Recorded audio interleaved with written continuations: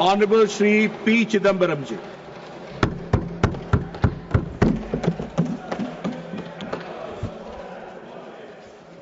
Thank you, Mr. Chairman. Please, no crosstalk, please. Please, no crosstalk. Thank you, Mr. Chairman. I realize that I am following the Leader of the Opposition, Shri Karge ji, who in an elaborate speech has covered almost all aspects of the subject. Let it close. Yeah. Almost all aspects of the subject. It's okay. It's okay. Mic is not working. Sir, mic is not. Mic is not working. It's working. It's working. Sir,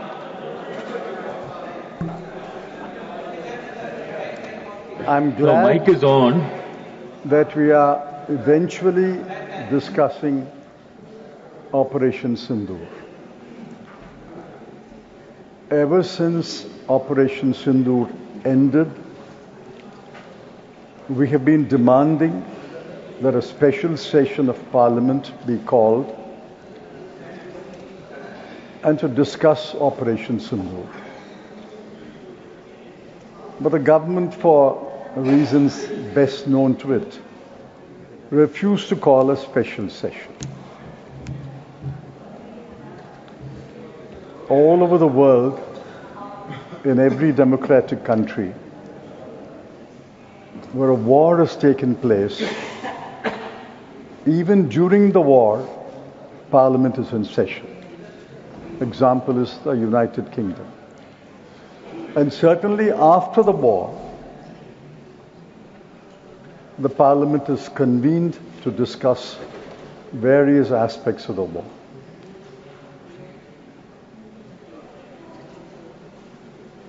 If the subject is India's strong, successful and decisive Operation Sindoor in response to a terrorist attack in Pahalgam, there can be no quarrel with that subject. The subject is really the aftermath of Operation Sindoor, the consequences of Operation Sindoor.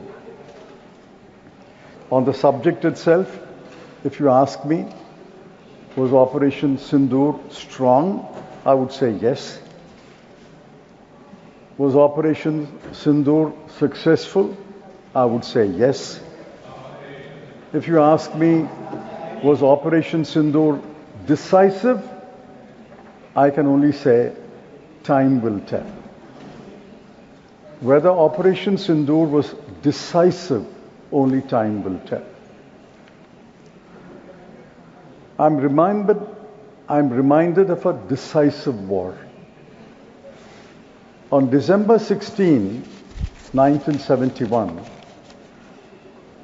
there was a historic victory. General Niazi surrendered to General Jagjit Singh Arora along with 93,000 soldiers. It was the largest surrender of prisoners of war after World War II. That was a decisive victory. On the contrary, Operation Sindoor ended with a ceasefire. The India-Pakistan war over Bangladesh ended with a surrender of the Pakistani forces in favor of India. Operation Sindoor ended with a ceasefire. I think the people of India know the difference between surrender and a ceasefire. The government claimed, and we accepted, India has destroyed terrorist infrastructure in Pakistan in 9 places. We accept it. India had severely damaged 11 military air bases. We accept it. But why did India agree to a ceasefire? Yes. That is the question. Yes. The consequences of Operation Sindhur, the aftermath of Operation Sindhur is the question. Please remember that the Congress Working Committee was called after the Pahalgam Attack, and we extended unconditional full support to the government. So did the India bloc parties. Nobody had any reservation in entrusting to the government full authority, full power, and full support to take whatever action it chose fit. I wrote 2 columns on May 4 and May 11. In fact, a couple of my friends commented that the column was very soft on government. I said maybe, but this is consistent with my party line. This is consistent with my belief that in a war-like situation, we must trust the government, we must repose faith in the government, and allow the government to take whatever action it needs to take. I must record that the military leadership of India was exemplary. Let me repeat. The military leadership of India was exemplary. And not only during Operation Sindhur, but after Operation Sindhur, the military leadership has been candid and forthright.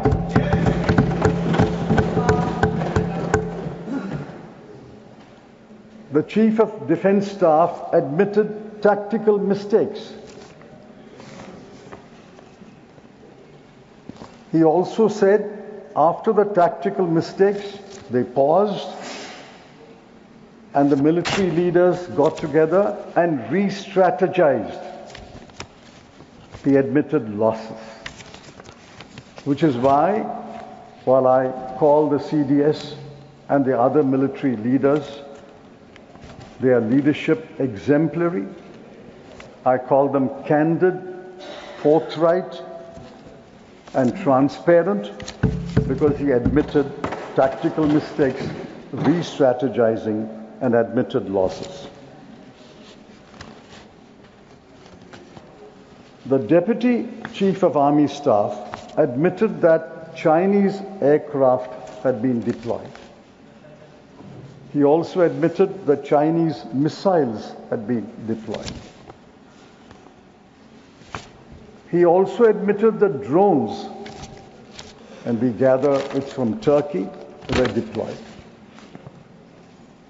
If true, and I see no reason to disbelieve the Chief of Defence Staff and the Deputy Chief of Army Staff, if true, if Chinese aircraft J-10 and Chinese missiles PL-15 were deployed by Pakistan, the only conclusion is China was testing its military hardware in the India-Pakistan conflict. The Congress Working Committee, which met later, pointed out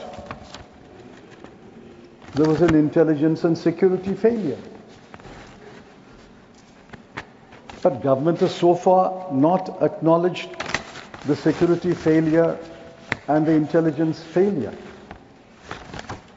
Please remember, I think Milind and Praful mentioned the Mumbai terror attack. I took over as Home Minister the day after the Mumbai terror attack was ended on December 1. Within a few days, I flew to Bombay. I think Milind was with me. Flew to Bombay, and in the first press conference, I said, I admit security failure, intelligence failure, and I regret the failure. Why can't the government say that?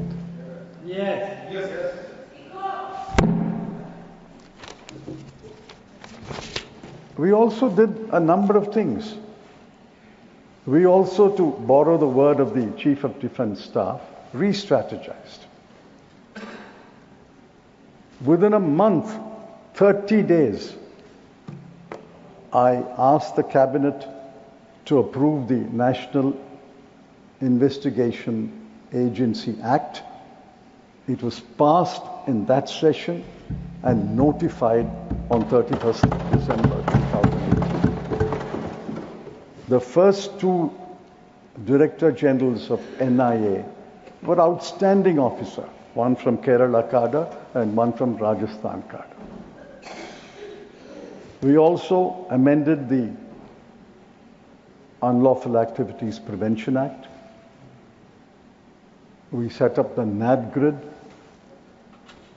We quickened the implementation of the CCTNS. And all this was done in 30 days. In fact, I may take you into confidence. I thought I had done my job and I should leave the Home Ministry. I was moved much against my wishes. But we did this in 30 days. We took confidence, we took the Parliament into confidence and did all these things. Now, where is that re-strategy? Where is the taking the Parliament into confidence? We heard the ministers. They were singing the praises of Operation Sindhur, for which I have no objection. But what about the aftermath of Operation Sindhur, the consequences of Operation Sindhur? We are in the same advanced stage of wisdom as when this debate began in the Lok Sabha yesterday.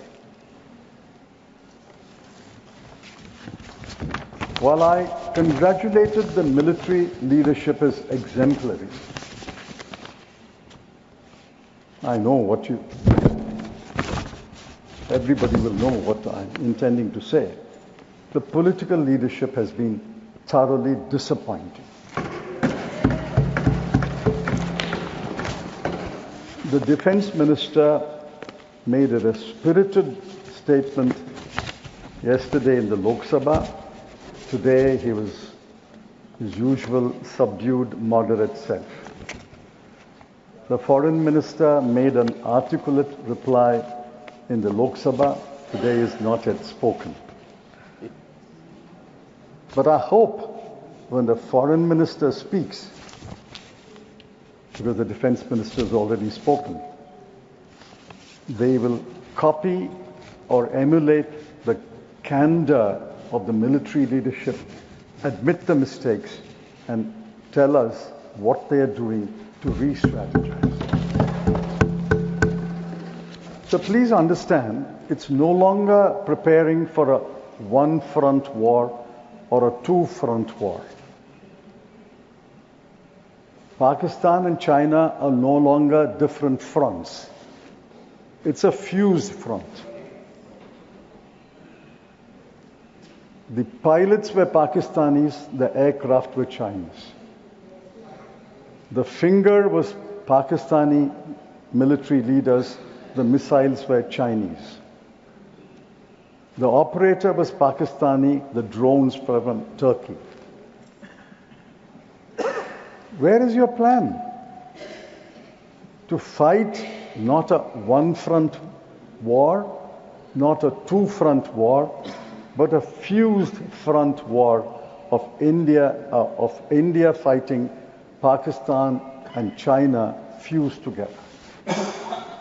Look at our neighbors. All our other neighbors are relatively peaceful.